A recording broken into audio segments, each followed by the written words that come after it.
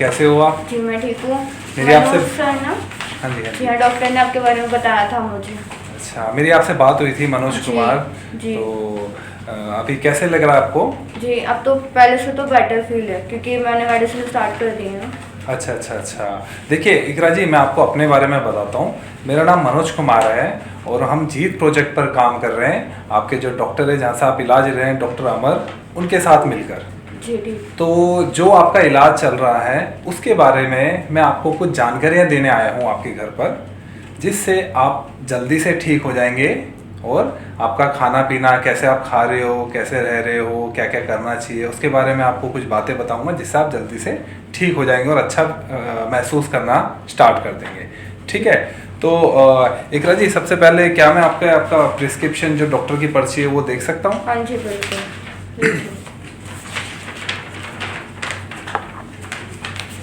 इकरा जी, जैसे मैं देख रहा हूँ आपका इलाज अभी ये लास्ट वीक ही स्टार्ट हुआ है। जी अच्छा, तो इकरा जी अभी आप कंटिन्यू दवाई खा रहे हैं अभी लास्ट वीक से? अभी तक कोई हाँ, दवाई नहीं तो अभी मिस नहीं नहीं, की? डॉक्टर ने बहुत ही स्ट्रिक्टली बोला है कि मेडिसिन बीच में रोकनी ही नहीं है। अच्छा अच्छा अच्छा। इकरा जी, मैं जानना चाहूँगा आपके साथ जो आप ट्रीटमेंट ले रहे हैं, क्या आपके घर में सबको पता है? हाँ मेरे घर में सबको पता है। तो ज़्यादातर कौन जाता है आपके साथ आपके घर में? बड़े भाई हैं वो जाते हैं साथ में। तो आप बड़े भाई के साथ रहते हैं? कितने लोग रहते हैं आपके साथ में? मम्मी हैं, पापा हैं और बड़े वाले भाई हैं। तो ज्यादातर बड़े भाई आपके साथ हॉस्पिटल जाना, आपके जाते हैं। देख रेख करने वाले जी। बड़े भाई हैं। तो क्या अभी आपके मम्मी पापा घर में से कोई अभी हो सकता है आपके घर में? पापा तो शॉपर हैं, मम्मी मार्केट गई हैं। बड़े भाई हैं, मैं बुला लेती हूँ। अच्छा, बड़े भाई हैं, जी। ठीक है, प्लीज। अली भाई आ जाए।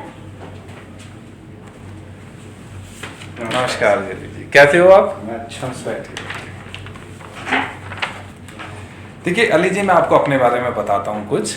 मेरा नाम मनोज कुमार है और हम जीत प्रोजेक्ट के साथ मिलकर काम कर रहे हैं, जहाँ से इनका ट्रीटमेंट चल रहा है डॉक्टर अमर गुप्ता, उनके साथ मिलकर हम काम कर रहे हैं। किसी भी व्यक्ति को अगर टीबी होता है, ठीक है, टीबी का इलाज ले रहा, उसके घर पर जाकर हम उसको टीबी के बारे में कुछ जानकारियाँ देते हैं, जिससे उसका इलाज उसके लिए आसान हो जाता है और वो जल्दी अच्छा महसूस करने लग जाते हैं।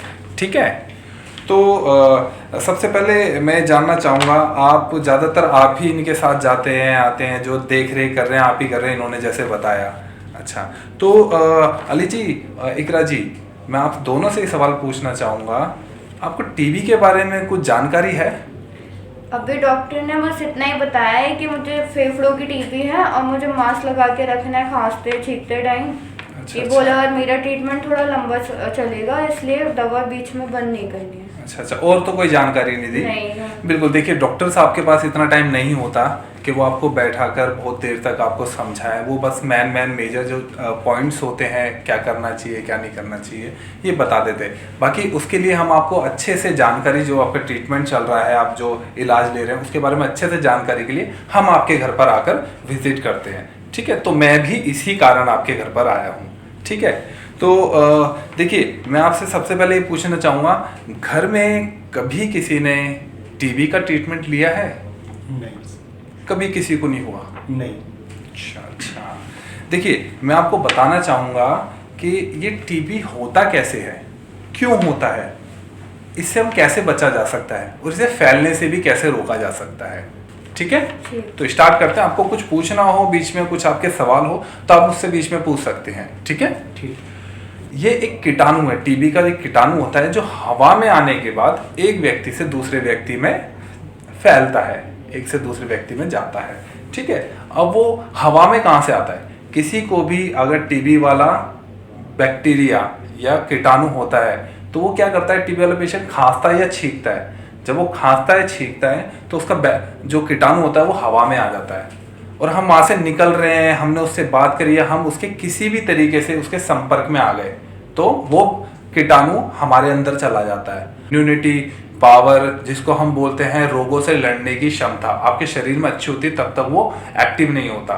जब आपकी इम्यूनिटी पावर डाउन हो जाती है, आपके शरीर की रोगों से लड़ने की क्षमता कम हो जाती है, तब वो एक्टिव हो जाता है और वो आपके फेफड़े, लंग्स को खराब करने लग जाता है, कुछ दिक्कतें आने लग जाती है। ठीक है?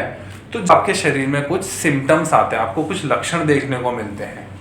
आपको फीवर आ सकता है, खांसी आ सकती है, आपका वजन कम हो सकता है, आपको रात में पसीना आ सकता है, भूख ना लगना, ठीक है। तो इसके कुछ 4 से 5 सिम्टम्स होते हैं जो आपको देखने को मिल सकते हैं। तो मैं जानना चाहूंगा आपको इनमें से क्या परेशानी हो रही थी जो आप डॉक्टर के पास गए? 2-3 हफ्ते से ज्यादा मुझे खांसी हो रही थी।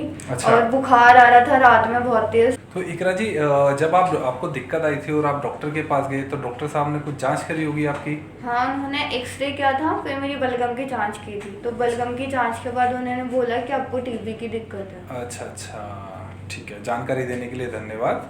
स्टार्टिंग में दवाइयाँ थोड़ी हैवी होती है तो उससे आपको कुछ दिक्कतें महसूस हो सकती है। तो अभी मैं जानना चाहता हूँ कि दवाई खाने से कोई परेशानी आपको आ रही है? हाँ, दवाई खाने के बाद है ना, वो ऐसा लगता है कि मुंह को आ रही है और एकदम से घबराहट हो जाती है, वोमिट जैसा फील होने लगता है। अच्छा, ठीक है। ये देखिए, ये हो सकता है, ठीक है। दवाइयाँ गर्म होने के कारण, हैवी होने की वजह से हमारी शरीर उसको एक्सेप्ट नहीं करता, उसके साथ तालमेल बैठाने में थोड़ा समय लगता है। तो दवाइयाँ खाते टाइम हमें वॉमिटिंग, उल्टी का सा मन कर सकता है, थके थके रह सकते हो, ठीक है। लेकिन ये कुछ समय तक ही रहेगा, ठीक है। जब आपकी बॉडी, आपका शरीर, ठीक है, दवाइयों के साथ तालमेल बैठा लेगा तो ये परेशानी नहीं आएगी। तब तक आपको बीच में दवाई नहीं रोकनी है, ठीक है। अब देखिए, स्टार्टिंग में मैंने आपको बताया था कि बैक्टीरिया कैसे होता है, हवा में कैसे आता है, ठीक है। तो इस चीज का आपको बहुत अच्छे से ध्यान रखना है कि खांसी आए आपको या छींक आए तो आपको मास्क लगाना बहुत जरूरी है। आप किसी भी हैंकी का यूज कीजिए, मास्क का यूज कीजिए, ठीक है। अगर इनके केस आपके पास मास्क नहीं है या हैंकी नहीं है तो आप अपनी कोहनी पर ऐसे खांस सकते हैं। इस चीज का ध्यान रखना है आपको। इससे क्या रहेगा, आपकी फैमिली भी सेफ रहेगी, क्योंकि आप खांसोगे तो बैक्टीरिया हवा में आएगा और ये सांस लेंगे तो शायद इनके अंदर भी जा सकता है, ठीक है। तो इस चीज का ध्यान रखना। अब देखिए, जो आपके साइड इफेक्ट जब आप बता रहे थे कि वॉमिटिंग होती है, तो इसको आप कम कैसे कर सकते हो? अपनी डाइट से, अपने खाने पीने से, ठीक है। देखिए, हमने आपके लिए ये डाइट चार्ट बनाया है, ठीक है, जिसमें हम आपको बताएंगे देखिए क्या क्या खा सकते हैं, ठीक है, क्या क्या मिलेगा आपको इन चीज़ों से, कौन सी प्रोटीन, ठीक है, विटामिन कैसे मिलेंगे। तो ये आप ही के लिए बनाया गया है जो भी ट्यूबरकुलोसिस, टीबी के जो इलाज लेता है उसके लिए। तो हरी पत्तेदार सब्जियां खा सकते हैं जिसमें आपको विटामिन ए, सी, के ये मिलेगा। आप मूंगफली खा सकते हैं जिसमें आपको विटामिन ई मिलेगा। आप दाल, सोयाबीन, प्रोटीन वाली चीज़ें कुछ भी खा सकते हैं, ठीक है। सलाद आप खा सकते हैं, ठीक है। दूध का सेवन कीजिए आप। अगर आप नॉनवेज खाते हैं तो नॉनवेज भी खाइए। यहाँ पर अंडा भी है, चिकन भी है, मछली भी है और इसमें आपको भरपूर मात्रा में विटामिन, प्रोटीन, ठीक है, आयरन, फाइबर, ये सब चीज़ मिलेगा।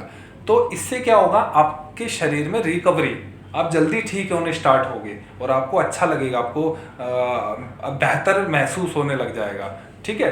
अब आप ये खाएंगे, लेकिन खाएंगे कैसे, क्या शेड्यूल है आपका? तो मैं आपसे जानना चाहता हूँ इकरा जी, आपका खाने का क्या शेड्यूल है, कैसे खाते हैं आप पूरे दिन में, क्या क्या खाते हैं? सुबह अगर मैं 9 बजे उठती हूँ तो मैं नाश्ते में एक गिलास दूध ले लेती हूँ और थोड़ा सा ना पराठा खा लेती हूँ, क्योंकि अभी ज़्यादा खाया नहीं जाता, भूख थोड़ी कम लगती है। अच्छा, खाने अच्छा, के बाद बहुत है ना भारी भारी सा लगता है, ज़्यादा मैं चल फिर नहीं पाती फिर। अच्छा। फिर उसके बाद 1-2 बजे के बाद तो जो घर में बना होता है, दाल सब्जी जो भी, वो मैं खा लेती हूँ। फिर शाम को चाय के साथ बिस्किट वगैरह ले लेती हूँ। अच्छा, ठीक है। देखिए, आप खा रहे हैं, अच्छा है, लेकिन जो भी आप इलाज ले रहे हैं इसमें क्या होता है, हमें खाने की मात्रा थोड़ी बढ़ा देनी चाहिए, क्योंकि आपकी दवाइयाँ थोड़ी सी स्ट्रॉन्ग होती है तो उससे क्या होता है, वीकनेस आती है। जैसे आपने बताया कि दवाई खाने के बाद मुझे थका थका सा लगता है, दिक्कत आती है। तो आप जब अपनी डाइट बढ़ा दोगे ना, तो ये जो प्रॉब्लम्स आप फेस कर रहे हैं ये चीज़ें खत्म हो जाएगी, ठीक है, ना के बराबर रहेगी। तो डाइट बढ़ाओगे तो आपके जो छोटे मोटे जो दिक्कतें आ रही है आपको, ये आनी बंद हो जाएगी, आप ठीक जल्दी होंगे। तो डाइट आप अच्छी रखेंगे, ठीक है। कुछ चीज़ों को आपको नहीं खाना है ऐसे खा लोगे ना आप। हाँ, जैसे अभी डॉक्टर ने बोला है कि अभी चावल नहीं खाने हैं, थोड़ी ठंडी चीजें नहीं लेनी है। बिल्कुल। देखिए, किसी भी चीज से अगर आपको दिक्कत आती है, चावल से अगर आपको लगता है कि ठंड बैठ जाती है, खांसी आती है, तो उस चीज को आपको अवॉइड करना है, ठीक है। कुछ मिर्ची वाली चीज़ें जैसे स्पाइसी होता है फूड, इसको भी अवॉइड करना। इससे क्या होगा, आप स्पाइसी वाली चीज़ें खाओगे, आप गर्म थोड़ी दवाई खा रहे हो तो एसिडिटी की दिक्कत होगी, तो उसको अवॉइड करना। ठंडी चीज़ें अवॉइड करना, बाहर की कोल्ड ड्रिंक, चिप्स, ठीक है, ऐसी चीज़ें अवॉइड लेकिन ये करना। तो बाहर के खाने के लिए जिद करती हैं, अपनी चलाती है, हम लोगों की सुनती नहीं है। देखिए इकरा जी, थोड़ा सा आप अवॉइड कीजिए बाहर की चीज़ों को खाना। मैं क्यों मना कर रहा हूँ और सब क्यों मना करते हैं, हमें नहीं पता बाहर की चीज़ें कैसे बन रही है, किस तेल में बना रहे हैं, कैसे बना रहे हैं, तो उस चीज़ में प्रोटीन भी नहीं मिलता आपको, जो आपकी शरीर की जो नीड है, जो आवश्यकता है, वो पूरी नहीं होती बाहर की चीज़ों से, ठीक है। तो बाहर की चीजें हम घर में बना के खा सकते हैं ना? आप उसी चीज़ को घर में बना के और अच्छे से खाइए, ठीक है। ठीक है। इसमें आपका देखो पैसा भी बचेगा, बाहर की चीज़ तो कॉस्टली होती है और अच्छी भी नहीं बनती। आप उसी चीज़ को घर में बनाइए और उसको खाइए, ठीक है। बाहर कैसे तेल में बना रहे हैं, वो तेल एक्चुअली क्या है, मैं आपको क्यों बता रहा हूँ, ये बाहर की चीज़ें डाइजेस्ट करने में हमारे लीवर को बहुत मेहनत करनी पड़ती है, उसको पचाने के लिए हमारा लीवर बहुत मेहनत करता है, और ऑलरेडी आपका लीवर आपकी इम्यूनिटी, रोगों से लड़ने की क्षमता जो आपके शरीर की है वो थोड़ी कम है, और आप बाहर की चीज़ें खाएंगे तो आपका लीवर उसको और पचाने में थकेगा, तो आपको वीकनेस फील होगी।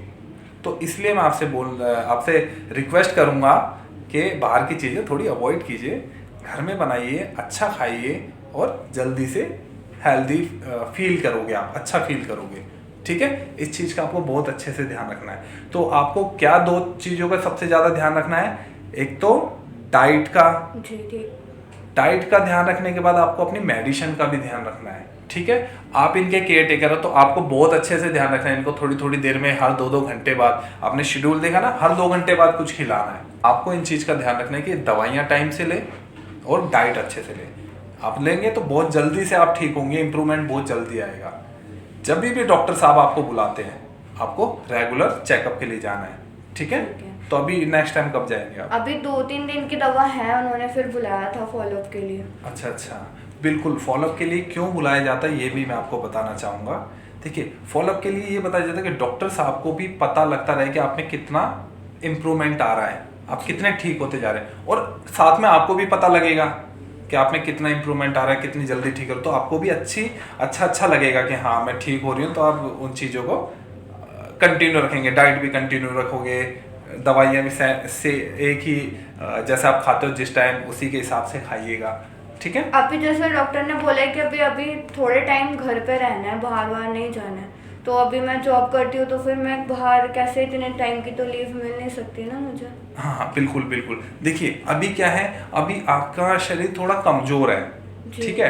तो आप अगर बाहर जाओगे, जॉब पे जाओगे, तो शायद आपने जैसे बताया मेरे को वीकनेस लगती है, चक्कर आते हैं, तो आपको दिक्कत फेस करनी पड़ सकती है। तो अभी कुछ दिन के लिए आप रेस्ट लीजिए, जब आपको लगेगा कि मैं चलने लायक हूँ, मैं ऑफिस जा सकती हूँ, अपना काम कर सकती हूँ, तब ज्वाइन करना।